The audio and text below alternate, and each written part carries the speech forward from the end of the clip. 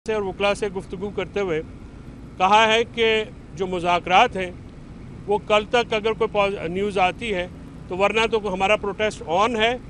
Protest जो है वो जुमे को काफ़िले पहुंचना शुरू हो जाएंगे और उसके बाद हमारा जो एहतजाज है वो किसी सूरत भी डेफर नहीं होगा और एहतजाज की जो कॉल है वो बदस्तूर कायम है। इसके बाद उन्होंने बाकायदा ज़िक्र किया है कि उन्होंने 9 मई के बाद ये दूसरी कॉल दी है, दूसरी दफ़ा कॉल दी है और उन्होंने हैरानगी का इजहार किया कि किस तरह से इस्लामाबाद पुलिस जो है वो ये कह रही है कि 1 अरब रुपया जो है वो ख़र्चा हो गया है PTI के एहतजाज के ऊपर। तो उन्होंने ये कहा है कि ये मुल्क आइन के मुताबिक अगर चल रहा हो तो फिर ये बताएं कि जो इलेक्शन का फ्रॉड 10 महीने हो गए हैं, इलेक्शन में एक सबसे पॉपुलर पार्टी को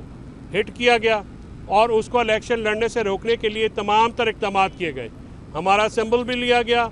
हमारे जो वहाँ पे इलेक्शन कमीशन ने रिज़ल्ट भी बदले और आज 10 महीने हो गए हैं इलेक्शन ट्रिब्यूनल ने पंजाब में कितने केसेस के फ़ैसले किए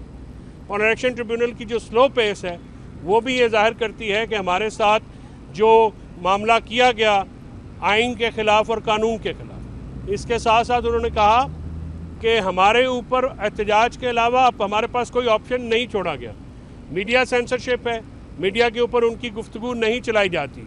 और ना ही उनकी पब्लिश की जाती है। उसके साथ साथ सोशल मीडिया VPNs के ऊपर भी क्रैकडाउन करके अगर सोशल मीडिया बोलता था तो उसकी भी आवाज़ बंद करने की एक कोशिश की जा रही है। हमारे जो 1.5 साल से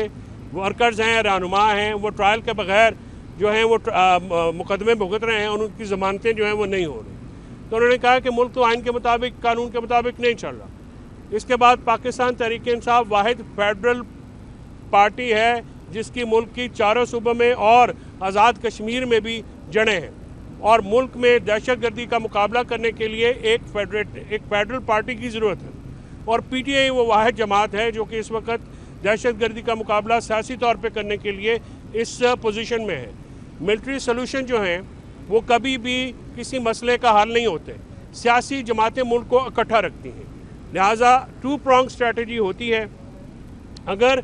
मिलिट्री आप एक्शन करेंगे तो उसके साथ साथ फिर पॉलिटिकल एंगेजमेंट ज़रूरी होती है और पॉलिटिकल एंगेजमेंट पाकिस्तान तहरीक इंसाफ के अलावा नहीं हो सकती। इसके साथ साथ उन्होंने ये कहा कि जो 9 मई का मुज़ाकरात की जो स्पेशली जो मैं क्लैरिफाई करना चाहता हूँ, उन्होंने कहा कि ताली 2 हाथों से बजती है। मुज़ाकरात के लिए हमने अपना एजेंडा दिया है, अब दूसरा फरीक उससे आता है वो कोई अपने मुज़ाकरात के अगर एजेंडा देते हैं तो फिर उसके बाद बात आगे बढ़ती है। अगर बात आगे बढ़ती है और हम किसी पॉजिटिव साइड पे जाते हैं तो सेलिब्रेशंस करेंगे वरना हम एहतजाज करेंगे। और ये जो हमारी डिमांड है वो तो 3 डिमांड जो पहले दिन थी पाकिस्तान तहरीक इंसाफ की तरफ से 3 डिमांड्स रखी गई हैं। मैंडेट, स्टोलन मैंडेट की वापसी, 26वीं आईनी तरमीम का रिवर्स होना और हमारे जो असीर कारकुनान हैं और रहनुमा हैं जिनको जेलों में जाली मुकदमों में रखा गया है उनकी फौरी रिहाई जो है, ये 3 मुतालबे हैं। अब दूसरी तरफ से अगर कोई मुतालबा आता है, अभी अलीमीन गंडापुर साहब की भी मुलाकात होनी है, हो रही है, तो वो भी आपके सामने लाई जाएगी। तो इसमें जो एक तासुर कल से दिया गया कि जी डील हो रही है या किस किस्म की, बिल्कुल मैं इसको यकसर मुस्तरद करता हूँ खान साहब की हिदायत के ऊपर कि ऐसी कोई बात नहीं है। हाँ, मुज़ाकरात जो है वो हमने कभी दरवाज़े बंद नहीं किए और मुज़ाकरात के इस सवाल के जवाब पे कि मुज़ाकरात किससे होंगे, उन्होंने कहा कि जिसके पास ताकत है मुज़ाकरात उससे होंगे। आप खुद अंदाज़ा लगा लें कि इस मुल्क में जो है वो ताकत किसके पास है, तो ज़ाहिर है मुज़ाकरात जो है उन लोगों के पास होंगे जो कि फ़ाइनल डिसीजन कर सकते हैं। 9 मई के उन्होंने वाक़यात पे ये कहा कि जब हमने वारंट इशू हुए 14 को तो हमने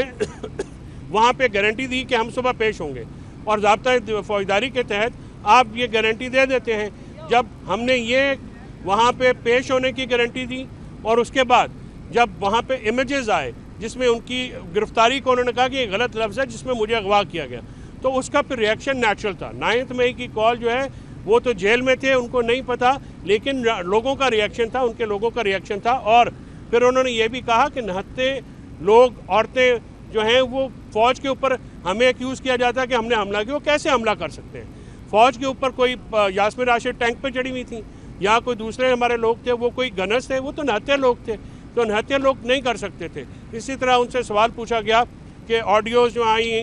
मुराद सईद साहब की या दूसरी, तो उन्होंने कहा कि देखिए मैंने हमेशा पुरअमन कॉल एहतजाज की कॉल दी, किसी ने किसी भी इंस्टॉलेशन के ऊपर हमले को नहीं उकसाया। पुरअमन एहतजाज हमारा आइनी हक है और पुरअमन एहतजाज करने का हमें आइन और कानून हक देता है। इस हुकूमत ने 2 साल में हमें 2 जलसे करने की इजाज़त दी और उन जलसों के बाद भी हमारे वर्कर्स को, हमारे रहनुमाओं को जाली पर्चों में एंटी टेररिज्म के पर्चे करके उनको जो बुक कर दिया गया और एक फसाइयत और बर्बियत जो स्टेट एट्रॉसिटीज़ हैं उनका निशाना बनाया गया। तो उन्होंने ये कहा कि हमारा जो एहतजाज है वो बिल्कुल ऑन है। मुज़ाकरात जो है वो ना पहले कभी इनकार किया है ना अभी इनकार करेंगे। अगर मुज़ाकरात जो हैं आगे बढ़ेंगे तो हमारा एहतजाज जो है वो सेलिब्रेशंस में मुंतकिल हो जाएगा, वरना हम अपने पूरी कौम को, उन्होंने दोबारा ये कहा है कि पहले जो उन्होंने कॉल दी 4 अक्टूबर को वो पार्टी के लिए थी, अब ये जो कॉल है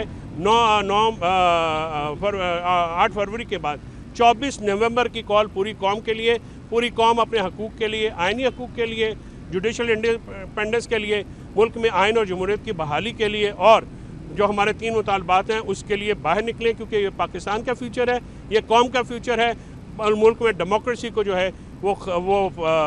rule of law, independence of judiciary और फ्री एंड फेयर इलेक्शन के बगैर नहीं चल सकती, लिहाजा उसको जो है वो रोका गया। तो आज की ये गुफ्तगू जेल के अंदर जो हुई वकला से और मीडिया से, मैं आपको एज़ यूजुअल जो है मैंने आपको दोबारा वो दोहरा दी। ये गैप जो है ये मौक़िफ़ का तज़ाद नहीं है डॉक्टर साहब। आज भी खान साहब ने कहा है कि अगर उन दोनों ने मुझसे इजाज़त मांगी है तो ज़ाहिर है उनको कोई ऑफ़र आई है तो उसके ऊपर प्रजम्पशन के ऊपर तो नहीं मांगेंगे ना। बात यह है कि आप एक चीज़ अलाउंस देना, या तो खान साहब बनी गाला बैठे हों और PTI में जो हमारे लोग हैं, लीडरशिप है, वो कोई और बात कर रही हो तो फिर राब्ते बहाल होते हैं। देखिए यहाँ से अब आपसे बात करते हैं, यहाँ से हम आगे जाएंगे, टेलीफोन्स भी यहाँ पे नहीं चलते हैं, तो राब्ते का थोड़ा फुकदान है। राब्ते का फुकदान जब होता है तो फिर ऐसी कोई थोड़ी सी डिविएशंस आ जाती हैं, लेकिन तहरीक इंसाफ का मौक़िफ़ इमरान खान के मौक़िफ़ से कभी भी अलहदा नहीं हो सकता। रात को भी वकास अकरम शेख साहब ने प्रेस कॉन्फ्रेंस की और उन्होंने ये सारे जो है मौक़िफ़ खान का दोहराया भी,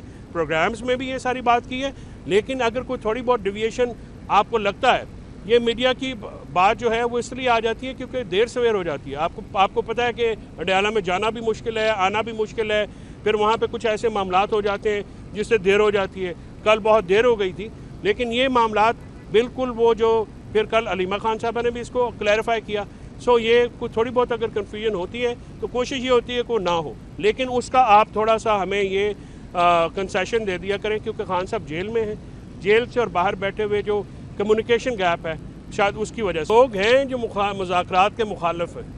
कुछ ताकतें ऐसी हैं जो कि मुसलसल जबरी फसाइयत और रियासी जबर के ऊपर उनकी, और ख़ासकर पंजाब हुकूमत जो है वो उस पर है, मसर है, और उन्होंने पंजाब और सिंध में हमारे लोगों को गिरफ़्तार किया जाता है जब भी कोई इसका जलसे का या एहतजाज का अनाउंस होता है, एक टेरर करने के लिए। लेकिन इस बार इतनी पब्लिक निकलेगी इंशाल्लाह कि वहाँ पे आपको ये नंबर जो है ये इनको ये भी छोड़ने पड़ेंगे। तो एक कुछ लोग हैं जो कि विद इन द गवर्नमेंट जो है वो इस चीज़ को नहीं चाहते होंगे, सबोटाज करने की कोशिशें होती हैं, लेकिन जमहूरियत और आइन बचाना जो है पाकिस्तान तहरीक इंसाफ ने हमेशा उसके लिए खड़ा हुआ है और आइंदा भी खड़े होंगे। हमारे लोगों ने बहुत कुर्बानियाँ दी हैं, इस कुर्बानियों को खान साहब ने कल भी सराहा है और आज भी सराहते हैं कि जो वर्कर्स हैं, जो हमारे लीडरान हैं, जिसमें शाह महमूद कुरैशी, उमर चीमा, चौधरी जहाज साहब, महमूद रशीद साहब, यास्मीन राशिद साहबा समेत जितने भी लोग हैं जिन्होंने जेलें काटी, अगर एक एक बयान देते तो वो पार्टी छोड़ देते तो आज रिहा हो जाते, लेकिन उन्होंने तमाम फसाइयत का सामना किया और नज़रिए के लिए खड़े हुए। तो PTI एक नज़रियाती जमात है, PTI के वर्कर्स नज़रियाती हैं और इंशाल्लाह ये नज़रिए की बुनियाद पे जो जमात है वो खड़ी है और खड़ी रहेगी।